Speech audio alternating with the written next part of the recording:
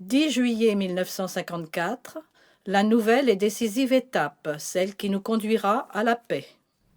Dans un instant, je vais quitter mon bureau au Quai d'Orsay pour prendre l'avion qui m'emmènera à Genève. J'y rencontrerai ce soir le ministre des Affaires étrangères de l'Union soviétique, M. Molotov. J'ai vu déjà, comme vous le savez, et dès les premiers jours, messieurs Eden, Bedel-Smith et Chou En-lai. Il me reste encore à m'entretenir avec M. Molotov et à l'éclairer sur la position de la France. J'ajoute, pour terminer de vous mettre au courant de mon programme immédiat, que je vais travailler demain avec les membres de notre délégation et celle des États associés qui sont maintenant sur le chantier depuis plus de 2 mois.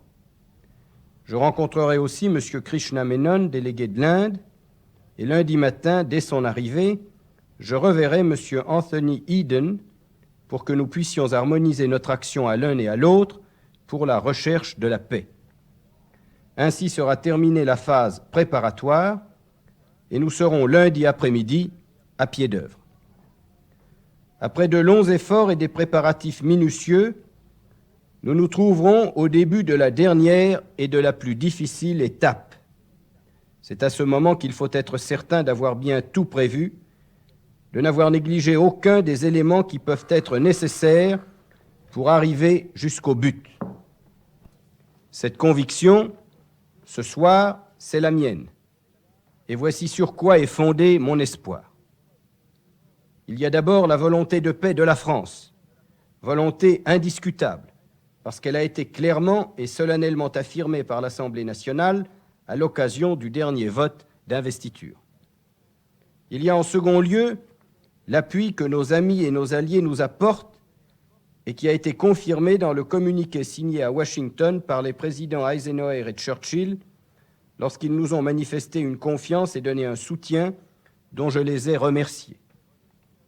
Il y a aussi la solidité de nos positions militaires au Vietnam, solidité accrue grâce à la réussite des opérations de concentration que le général Ely avait prévues depuis 2 mois et qui viennent d'être exécutées, grâce aux envois de renforts, grâce aussi à l'annonce faite à la tribune de l'Assemblée nationale des mesures que le gouvernement français recommanderait en cas d'échec des négociations. Tels sont les éléments essentiels dont dispose la délégation française. C'est à les rassembler que j'ai travaillé jour après jour. Depuis 3 semaines, tout ce que j'ai fait, c'était en vue des dernières discussions qui vont commencer lundi et qui dureront jusqu'au 20. Je pars maintenant avec la conscience tranquille, avec le sentiment d'avoir fait de mon mieux pour préparer la nouvelle et décisive étape qui est devant nous, celle qui, je l'espère, nous conduira à la paix que nous voulons tous. Nul ne peut douter des intentions et de la politique de l'homme qui va parler pour votre gouvernement, intentions et politique qu'il a affirmées sans répit depuis des années.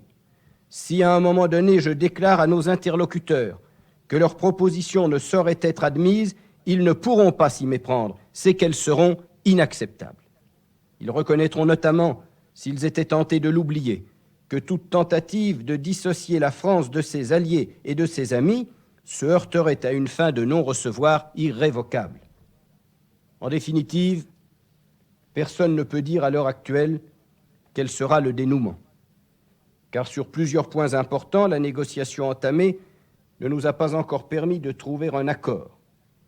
Tout au long des journées qui vont suivre, des divergences, des malentendus, des problèmes, des accidents surviendront.